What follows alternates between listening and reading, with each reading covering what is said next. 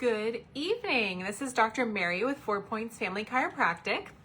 I am here to talk to you about stopping sugar and the impacts that sugar has on your body.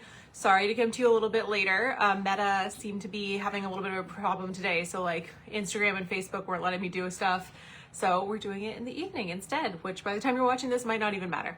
I also apologize ahead of time for the time of year that I am doing this talk about sugar. I know that this is one of the times where it's really available. We're eating it a lot and it's, gifted to us and it's just around, but I do want you guys to be aware of this. You don't have to make a ton of decisions and changes now, but you can start the little steps. So sugar is obviously, it's everywhere. We see a lot, we have access to it, and we know it's bad, but somehow we still go for it, right? And part of that's in your brain, and I do want you to know about some of the neurology behind this, because there's also ends up being a little bit of guilt associated with sugar that I have noticed people talk about. It's gonna be a zoo here because every dog's home from daycare, so if I have to step away, it's to handle that. But the sugar is just so available that it's really just something that we feel guilty about when we do when we do consume it, and you don't really need to. Part of it's neurology, and it can be difficult to get away from it, but regardless, it's a really good thing to know how to get away from. So it is strategic having to do that.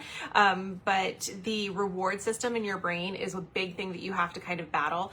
So everyone's pretty aware. We hear about dopamine quite a lot, like having a dopamine addiction or deficiency and having to kind of keep yourself up. Dopamine, is really triggered by sugar. Like when you have sugar, it floods your brain with dopamine, and dopamine goes to the entire brain. It does all sorts of stuff, but it goes in particular to a part of your brain called the nucleus accumbens, and that impacts the nucleus accumbens the same way as heroin and coke do. So what that means is the nucleus accumbens is responsible for addiction, reward, pleasure, all of that. So when you are getting that used to sugar, and you kind of end up needing more. So it's like having a drug tolerance. You need more and more sugar to accomplish the same flood of dopamine, the same feel-good feelings. And that's why people will often notice that, they used to be okay with like a couple bites of ice cream, and now you like need the bowl or you need the pint to get away with getting the same feeling. So that's why that's happening. You just need to back down off of it. But that reward center, if it's stimulated like that and you continue to need more stimulation, that's also what will lead to cravings, which those are really tough because particularly when you have an adrenal insufficiency, when you're tired or your adrenal glands are stressed, you'll basically kind of come home, have dinner, and then all of a sudden at like 9 p.m. you just need sugar. Like you must have it. That's the nucleus accumbens reacting to not having dopamine and needing more dopamine. So that's how the habit gets developed. You'll notice in kids, sugar also causes overstimulation. It does in adults too, but it's more noticeable in children, and it's because it's flooding the brain with all of those neurochemicals. The way it also works for a lot of folks is it's a stress reliever. So sugar is something that you reach for when you're stressed, and it's like a comfort food. And it's because sugar stimulates the endogenous opioids, so the opioids that your brain makes already. Hippo. The opioids are the feel-good drugs that your brain just creates on its own. So those endogenous ones, sugar stimulates them. And that mimics pain relief. So when people are stressed or they're in pain and they reach for something like sugar, that's what your brain is doing. It's trying to get discomfort out. Now, once you kind of detox from that, that's not as prevalent. It's not something that you reach for as often. So it definitely makes it worth doing because you can see why the brain likes sugar so much. It's accomplishing so much, but none of it's actually good for you. It's just kind of a band-aid to emotions and difficulties. And one of the things that we see as chiropractors is people who are in a sympathetic state, who are overstimulated, they're in fight or flight all the time. Those are the folks that reach for sugar more often and that sugar has more of an impact on. And so when we see people like that who are trying to get off sugar, detox from it, just not reach for it as much, one of the things that we work on is activating the parasympathetic part of the nervous system. And if you go to our YouTube channel, there's a lot of other talks that we do where we do discuss the sympathetic and the parasympathetic. But the big thing to know is that if we can get your nervous system to calm down at the same time you're detoxing from sugar, it makes it way, way easier for you. So if you know somebody that you can tell is in that fight or flight heightened stimulus state, you know they rely on sugar, they rely on caffeine, they're trying to kind of come back into the parasympathetic, and they don't have a chiropractor, they're not getting their neurology checked, it's something to consider. If they're here in Austin, Texas, we do a full neurological check, any necessary x-rays, orthopedic exam, and a physical exam. That's normally $348. If they come in and they mention sugar in this talk, they can get that entire exam for $97. So if they want to be assessed, that's something that we do. We check the sympathetic and the parasympathetic. Now, obviously sugar is not good for you. So now we know kind of why the brain reaches for it, why we go for it. There's a system there, kind of a cycle, but what's it actually doing to your body? Well, it turns out nothing good. We all kind of know it on a fundamental level, but I want you to be aware of exactly how and why it impacts you. So physiologically, it's impacting your heart health big time.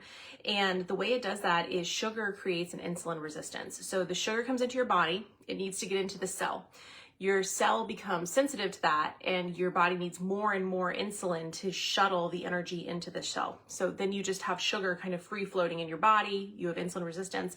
That sugar is pro-inflammatory. So it inflames your system, including your blood vessels. So one of the ways that we will see plaques show up in arteries, which is the big thing that people are concerned about in heart disease, is because of insulin resistance, too much sugar. It's very, very inflammatory. It inflames your gut as well. It will also raise your triglyceride levels. If you're getting any sort of blood work, you know how much doctors do not like to see high triglycerides. Sugar will raise them. Triglycerides are a fat, so sometimes people associate it with high fat in the blood, but it's actually related more to sugar than anything else. And increased insulin also creates high blood pressure. So if I'm describing anything you're familiar with or that you've heard about when you are at your annual checkup talking about your heart, consider coming back off of sugar, limiting it, eliminating it all the way. The sugar is also processed specifically in your liver. It goes from your gut, blood, liver. And if there's chronic overuse of that system in your liver, it can also cause something called non-alcoholic fatty liver disease, which is inflammation of the liver. That's very damaging as well. The liver, obviously, we need to work for us to live. And of course, the obvious here is diabetes type 2. Diabetes mellitus is a direct, it's insulin resistance just elevated, right? Your body just can't handle the sugar at all. And that blood sugar change starts to affect the brain. When sugar floods the bloodstream, the pancreas increases the insulin and that shuttles the sugar into the cells. When the body's less sensitive, that's when the type 2 diabetes really starts to show up. So again, insulin resistance just amplified. Increased sugar will also increase the number of AGEs in your body, which is advanced glycinated end products, and those cause nerve damage. Now, that is why sometimes you will see people who have insulin resistance or diabetes will have that kind of tingling, that neuropathy in the usually bottom of the feet is where it'll show up, and that's a factor that we consider also. Now, chiropractors will see often having tingling in the fingers or the toes. We're checking for it neurologically, but if we start to ask you questions about your diet, that's kind of where we're going. That's what we're thinking as well, is that we want to make sure there's no other factor that's impacting it. So if that's something that's familiar to you and you've been noticing it, make sure you talk to your doctor. Now, sugar also causes heavy inflammation in the brain. The way it does that is it creates cytokines. Cytokines were getting talked about a lot during COVID. So cytokines are hugely inflammatory chemicals. The problem is that they cross the blood-brain barrier. So they go into the brain, they go right into the brain tissue, and they disrupt neurotransmitters. So not just dopamine, they disrupt all of the neurotransmitters, and that can get us into some trouble too. It also affects, he's gonna eject himself here. They also impact the gut-brain axis. And there's a whole other YouTube, on this YouTube channel, a whole other Facebook Live I have done about the gut-brain axis and why it's so important to our overall health. Your gut dictates so much of your neurological transmitter that we need it to be working appropriately. So what sugar does is it disrupts your gut microflora, and that's making a lot of decisions for you. And if you want healthy microflora, you have to stay away from sugar or limit it. I have heard, and I have also experienced, if I go no sugar at all and then I have it, my stomach reacts strongly, but then so does my brain. Like I get really, really anxious. I don't feel very good. I don't sleep very good. And that's several different things happening in my body. There's a bunch of cascades that start, but that's really the big one, is that my gut microflora has been thrown completely off. A good probiotic does help a lot with that. And then, it's important for this time of year in particular because sugar also suppresses the immune system.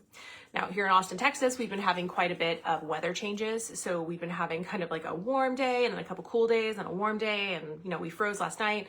So already our immune system's compromised. If you have kids and they're in the school system, you're compromised. If you're in the workplace, you're compromised. If you're eating sugar, you're compromised. Just do everything you can to make sure that your immune system stays very, very healthy. But sugar is one of those things that will lower your immune system. Now, where's it hidden? It's not like everybody's waking up every day and like eating a Twinkie and putting sugar in their coffee. It's really, really hidden. Like the sugar industry is dedicated to making sure that it's in our food. And it's not always obvious. So if you have sauce, like a spaghetti sauce, check it for sugar. It's probably in there. If you're doing canned soups, canned vegetables, sugar is often used as a preservative. So check that or limit that, or just be aware of it when you're cooking your meal. Baked goods, obviously, food stability is a big part of where sugar comes from in our diet. It's in beverages, so energy drinks. Looking at a couple of you here. It's in smoothies. A lot of times we think we're doing ourselves a favor being healthy with smoothies. To a certain extent we are, but that balance of sugar can be high. Sometimes the companies will like put more sugar in it to make it tastier. Still has the good stuff in it, but it also has some of the bad stuff.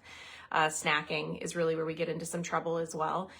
The sugar that is in our food is not only under the name of sugar. So some other terms to be aware of are high fructose corn syrup, dextrose, maltose, evaporated cane juice is one that I've been seeing more often. All of that sugar. So a good strategy is to just make sure you're reading your labels. The way that and if you're not sure, Google it. I'm on Google all the time in HEB. I want to know what some of those ingredients are. The best strategy is to cook at home as much as you can and just eat whole foods. I know that sounds so simple, but it is, but it really just cleans up a lot of issues, particularly in the gut and for sugar, because you can really control how much dosage there is in there. It's not to say you don't have prepared foods or you eat out or things like that. It's just something to be aware of when you are making those decisions. And then, stick to unprocessed as much as you can. I will also say a lot of people will have the cravings, like we talked about earlier with the brain. Some of those cravings are actually dehydration. So if you feel like you're going to reach for sugar, try having some water first and waiting 30 minutes and see if the craving doesn't decrease or go away, because often that hydration, it mimics a sugar, the dehydration mimics a sugar craving, and that's something that we see as well. And then just gradually cut back. I don't always recommend going cold turkey off of sugar because, as discussed, it mimics addiction in the brain. It's not as bad, obviously, but some people, when they are on sugar for a long time, they go cold turkey off sugar. They don't like it. They don't feel good. They're not nice to the people around them. So that's something to keep in mind also, particularly at this time of year. You don't have to quit cold turkey. Just start paying attention to what you're eating and decrease it by, 25 to 50%. Of what you're having each day. The best way to know for sure you're doing that, I am very into tracking. If you can track what you're consuming, there are a lot of apps that'll do this for you, and it'll let you know how much sugar, how many grams of sugar you're getting and the percentage.